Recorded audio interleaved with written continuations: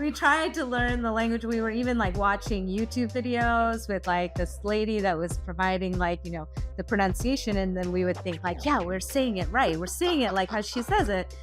And then we try and say it to like, the lady selling tea. So I was trying to say like, how are you? Or something like that to the lady selling tea in front of our Airbnb. And she's just like, what?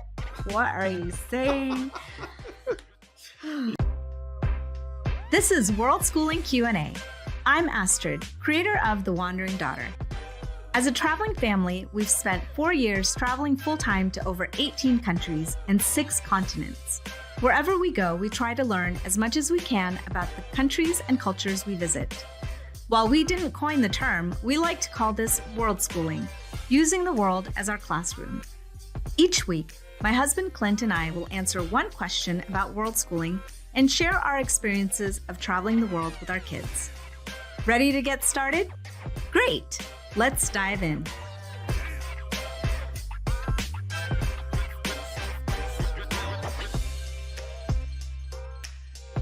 So we're continuing our country deep dives. This week, we are answering the question of how do I world school in Vietnam? So I want to preface this episode with a caveat in that we were in Vietnam during the pandemic, or like right at the start of the COVID-19 pandemic. So we had intended to travel through most like the other parts of Vietnam, north and south, but we ended up just only spending time in the northern part because when the pandemic happened, everything kind of closed down. Yep. Right? Yeah. So we were only going to be there, I think like maybe 2 months, a month and a half. We ended up being there full 3 months. And even at that, like just barely finding a flight to come back home. So that was in 2020, March. Yep. We arrived in February 2020, and then March was like when things kind of... Yeah, we left in May. Yep. Yeah. Cool. Well, logistics-wise, what are some things about Vietnam to know? Well, let's talk a little bit about like just getting there. How do we get there? Or like how can we get into the country? I think there's two... I mean, you might be able to drive in. Most people fly in. 2 major airports, one on the north in Hanoi, one in the south, Saigon. Ho Chi Minh City. Sorry. Yeah. And then Vietnam requires a visa. So you have to like have a visa. You have to apply for a visa beforehand. I don't remember. We just applied for it. We put in like our passport information, right? Online, but then, and photos and stuff like that. And then they issued a visa, which then we got when we were in country. Yeah, right? Exactly. We just did the application because we were abroad. Yeah. We did the application and then we got the actual visa when we got in. Yeah. Got there. It was a 90-day visa. 90 days. Okay. Yep, 90 days. I think that was pretty much it. Flying in was pretty easy. Yeah. Yeah. There wasn't anything. What about the government? Talk about the government. Yeah. So the Vietnam is communist. It was the first communist country that we had gone to. It was, I mean, other than knowing it was communist and maybe its reaction during the pandemic, when the pandemic started, I don't know as if really there was any change. It's very capitalistic too. I mean, it is communist, but there's a huge like commercial drive to it as well. Mm-hmm. A lot of like small entrepreneurial like in-depth activities going on. Yeah. And, you see military walking around, but we saw that in Italy too. So that wasn't really surprising. I think one observation that could come out of, because it's a communist government, is that a lot, like even the old people were working. Yeah. But they weren't doing like hard labor. They were like running little tea things on the corner, or they were selling produce from their bicycles or things like that. So, and we learned like the tax structure, how that works. Like they aren't taxed anything. It's just a way for them to earn income as an older person of society, so that they aren't a tax or a burden on the economy. So that was cool. And because of that, I mean, it's just, so much like street food available, or buying produce or vegetable. I mean, that part was incredible. But yeah, other than that, I don't think. I mean, there's lots of monuments and things to Ho Chi Minh and to like, right. I mean, I think that's the other thing that's very clear. Like, Yeah. it is definitely the government presence is very strong. Yeah, but yeah, other than that, I don't think I noticed anything. Yeah. Much. We did work there while we were in Vietnam. And I think for the most part, we didn't have any major issues with the internet. No, it's very strong. I think. Yeah. Yep. Granted, we were only primarily in Hanoi. So that could also be like a difference in there. We do know that world scorers and digital nomads alike love southern Vietnam, Da Nang and Hoi An specifically. Yeah. So I think sounds like it's probably internet's pretty good across. Vietnam is one of those digital nomad hubs that like a lot of people go to, largely because of the affordability, I think. It's very inexpensive. The currency is the Vietnamese dong, and things are quite affordable when you get like, a meal, a bowl of soup is like $2 at the most or something like that. And so you can easily feed your family for family of four for like $10, which is really nice in that sense. Banh mi sandwiches, for example, were like, if you bought them from like some of the stands, were like $1. Yeah. Yeah. US. So not bad. So good. The language is Vietnamese. It's a tonal language, and the words are all one syllable, but they change based off of the tone. This was the first country we had the hardest. I mean, Italy, we had a hard time too, but at least we come up with some words. And but Vietnam, we tried so hard. We tried to learn the language. We were even like watching YouTube videos with like this lady that was providing like, the pronunciation. And then we would think like, yeah, we're saying it right. We're saying it like how she says it. And then we try and say it to like, the lady selling tea. So I was trying to say like, how are you? Or something like that to the lady selling tea in front of our Airbnb. And she's just like, what are you saying? Yeah. I was probably saying something offensive and I didn't even know it because of the tone that I was using. So we had a hard time. I think in general, we had an amazing time over 3 months we were there. The one thing I think we missed as a family was the ability to converse at all with anyone. Yeah. So that part was hard. Just as like, a word ends with a consonant and you could either like have it inflect up or have it inflect down or around and just like, or just stay neutral. And each of those is a different word. Yeah. We did learn the word for ice cream. Chem. Neutral. Chem. And the number 4, because there's 4 of us. Yeah. Or bon, right? Bon. Yeah. Bon. Oh, and tea. And cha, so Bun Cha. It's like 4 T's. But yeah, I mean, we did a lot of pointing. Yeah. I mean, it's a great example of like world schooling and like adapting when you have no idea how to speak the language and just resort to like pointing. Yeah. Like the very first night we were there with my mom and my uncle and my stepdad. And like we went to a restaurant and we were just pointing at other people's food. We want that. Give us 7 of that. Yes. So, yeah.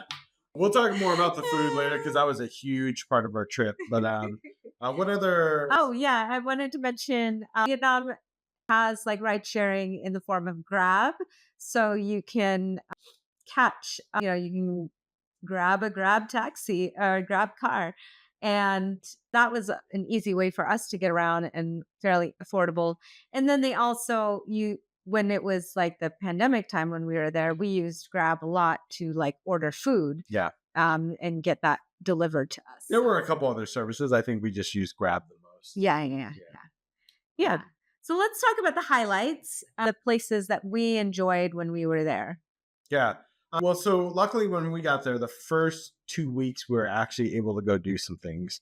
And it was after we were there for 2 weeks when everything kind of shut down. Yeah. So in the first 2 weeks, we went to Ha Long Bay. That was one of the places we went. Yeah. And those, if you're not familiar, it's like a bay and that's like known for those like rock hills. Yep. all over the place. So if you've ever seen Kong Skull Island, the opening shot of Kong Skull Island, they're actually going through Halong Bay. Yeah. Because it takes place in Vietnam. So it's like that's where Kong Island apparently is like in this like Halong Bay area. So we took a boat tour there, and that was really nice. That was incredible. What about Ninh Binh? You want to say? Yeah, so Ninh Binh is another part, and it's like known for its rice patties, but the rice is like over flood, or it gets flooded, and then it becomes, because it's like on the banks of the river, and so like the river kind of gets flooded, and then so you can see, like you can go along the river, but then there's like rice cultivation on either side of it.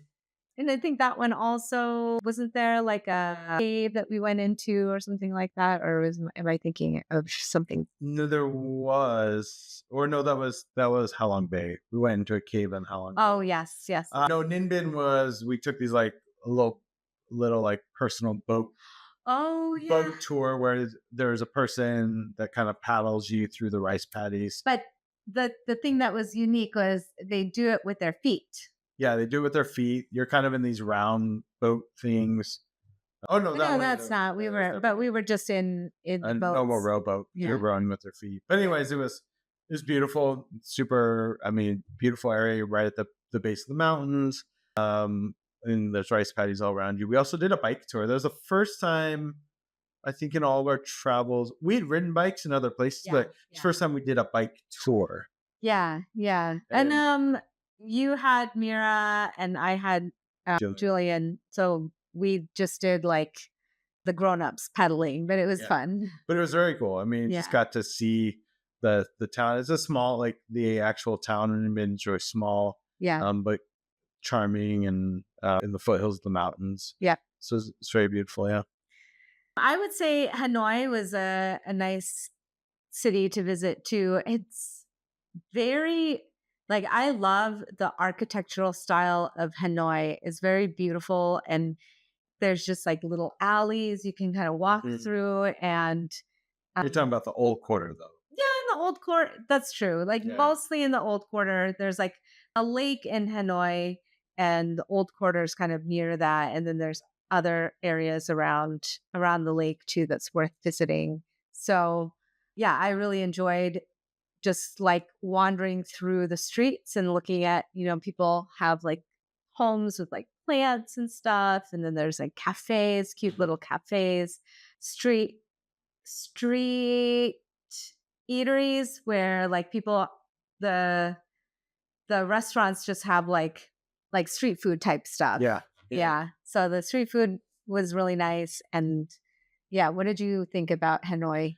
Hanoi is an amazing city. I mean, you have the old quarter, like you said. I mean, we talk about like Europe being an old like or it had, France being an old country and Italy and having those. I mean, Vietnam had Chinese occupation for like 1,000 years. That's right. So yeah. We're talking like, I mean, this is thousands of years old also. Yeah. And then it had 100 years of French occupation. So you have like these really interesting influences there. And so like the old quarter, absolutely incredible for the architecture and stuff, where you do get Chinese influence and you get the French influence in both in the old quarter. Yes, exactly. Yep. And then outside of the old quarter, it's a very cool, bustling, modern city. I mean, yeah, that's true. Like lots of these Asian, we call them Asian mall culture, because we've seen this in Indonesia, we've seen this in multiple places in the Philippines. Huge malls. Yeah, huge malls with apartment complexes built around them that have large grocery stores, ice skating. They have like all these facilities. Bowling alley. Yeah. I mean, they're really meant, they're like mini villages. They're really meant to be like these little mini villages for this neighborhood. Yeah. So Vietnam had several of those, or Hanoi had several of those. We visited a few of those. Yes, that's right. Before and after kind of the lockdown of the pandemic. The old quarter is fascinating. I do want to say something that was like pandemic related. So before the pandemic kind of set in, we had gone to the old quarter, and it's there's a street there called Beer Street, and it's famous for quarter beers, like 25-cent beers, essentially. It's just these, kegs that you pull up a plastic stool and a plastic cup, and they fill it up with beer for like 25 cents. Yeah, it's great. Yeah, it's amazing. And it's a party area. It's also just like, it's super bustling and busy. I mean, maybe I can post a photo in our show notes of like a photo I took before and after. But we saw this a lot during the pandemic of like all these cityscapes like empty all of a sudden. Yeah. But I had a picture of it, and it was super busy, lots of people. And then we went back to that street when everything was kind of locked down, but they were letting people walk around, but not really, like the restaurants and stuff were closed still. Yeah. And it was just empty. And we had moved into an apartment right in the center of Old Quarter. Yep. Right before the pandemic started, because we knew we wanted to switch before we were going to get locked down. Mm-hmm. And so we were in a part that was super bustling normally. Yeah. And it was just quiet. And the thing that I noticed about, like, there's some countries where like socializing happens like inside buildings or like personally, in the US, like we go and hang out with our friends and we go to their house, or but we go inside. Mm-hmm. And I think like in Vietnam, I noticed this a lot, like things just happen on the street. Like people like, older, elderly, like they will just sit in stools in front of their house and like talk. Yeah. Or like every cafe has like outdoor seating. So you go and sit outside, and there's always like cars going and motorcycles going around and through the streets. And like, you think that that's just how it is. And then when we were there during the pandemic, and everybody was like supposed to be indoors, like we would look out on our balcony and there's nobody on the street at all. It just felt like, I think if that had happened in some parts of the US, you wouldn't really notice the difference. Yeah. Because people just spend time inside and are just not very like communal. But like in Vietnam, it was or at least in Hanoi where we were at, it was a very big difference. Yeah, that was actually one of the things I loved about the Old Quarter, but about Vietnam in general, was that the cafe culture is probably my favorite place in the world. And not just because there's a lot of cafes, you can get lots of, coffee and stuff, but it was all day long. In the morning, it would be coffee and, was it sunflower seeds? Yeah. Coffee and sunflower seeds. So everyone would be sitting out, or like every single cafe would be filled. Sunflower seeds. Right? Like in every cafe, it'd be filled with just people drinking coffee and eating sunflower seeds and conversing, like chatting. And then lunchtime would come, and the cafes again would be filled up. People drinking tea. Yep. Tea and sunflower seeds. Yeah. And then pre-dinner or post-dinner would come, and the cafes would be filled with people drinking beer and sunflower seeds. I was just like, what is everybody's just like, it's like bar peanuts, right? Yeah, exactly. Yeah, it totally was.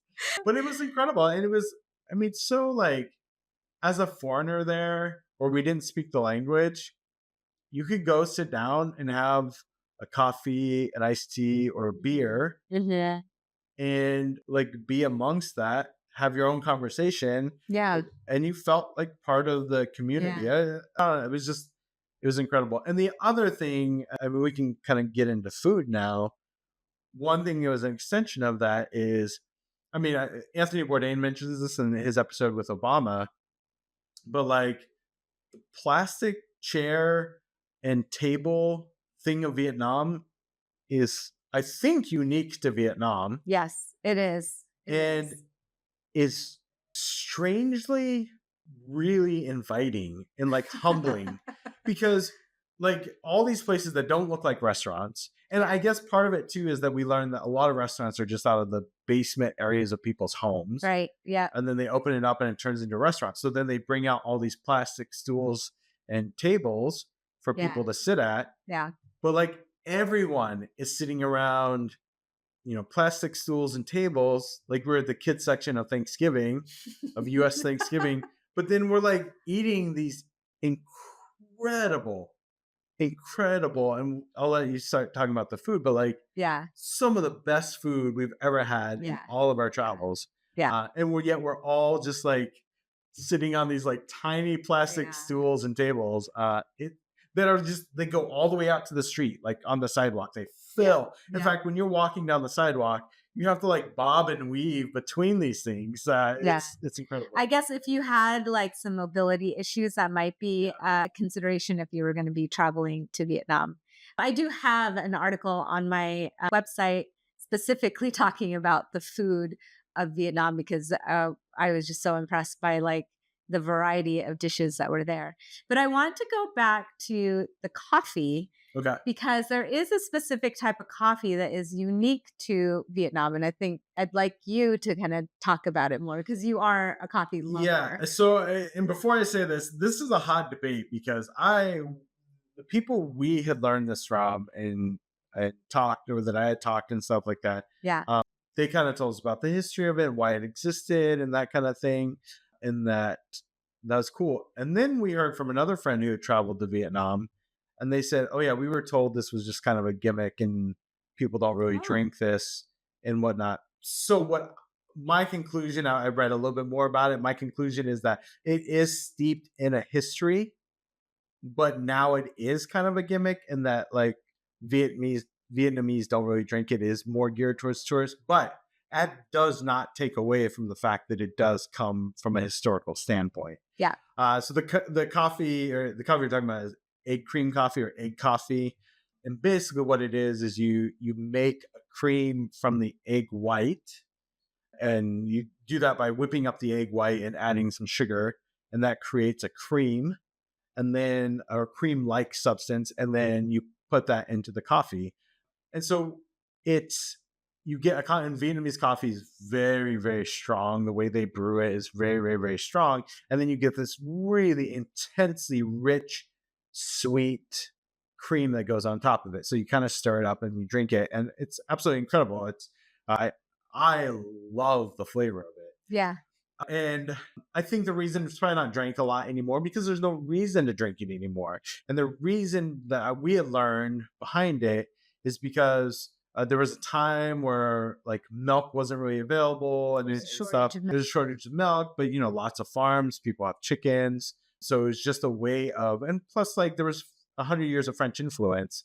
The French cooking techniques is very evident in Vietnamese food, especially in the baking stuff. So this also seems like an extension of that as well. Yeah. So egg cream is nothing new. I mean, that's a very common technique. And so it makes sense. Shortage of milk, or milk's expensive, or whatever the case is. You have all these chickens, you make an egg cream and you can create this egg coffee. There's no need for that now. I mean, there's so much milk available. There's alternate milks. So I can see why it's not really drank. And plus they do, places that make it charge you a fortune to do it. And so there's a little bit of risk, I guess, because, you're essentially eating raw egg, but that part doesn't. And people do make egg beer. Yeah, you tried that one. That was disgusting. Not good. Not good at all. Good. So, but anyways, we'll stick to the egg coffee. Yeah. What else about the food? One of the things that I loved about it is, so if you go to Hanoi, like you should definitely, as a world schooling activity, I think it would behoove you to take like a food tour in Hanoi, because there is just so much variety in the cuisine, and like taking the food tour kind of introduces you to the different types of food there is, and kind of allows you to appreciate like the different meal or different dishes and things.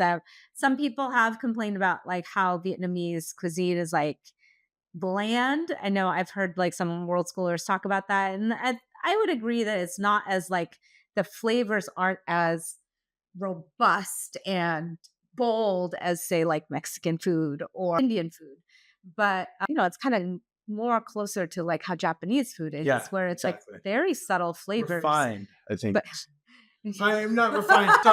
Sorry to every Mexican cook out there, an Indian cook. That's not That's not what I meant. I meant refined in the like it's a subtle. Restrained. It's restrained. Restrained is a better word. Yeah. Scrap that from the record.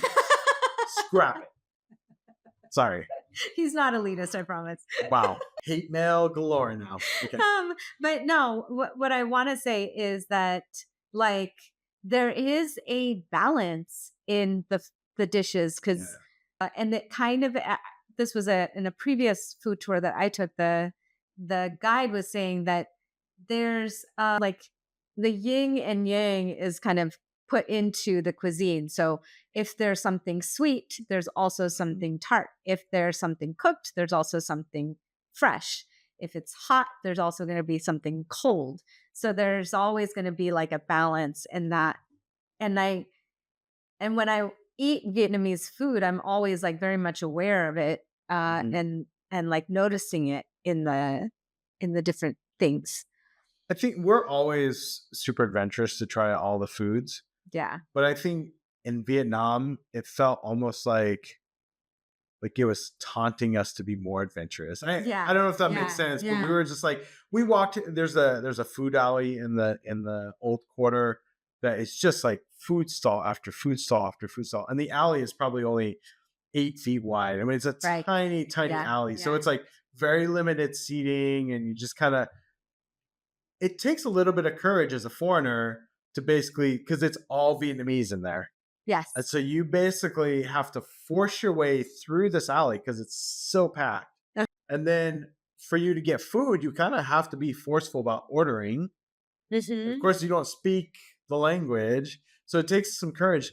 But my goodness, we saw the snail soup. Yeah, snails. Yeah. You can try duck. There's like crab soup.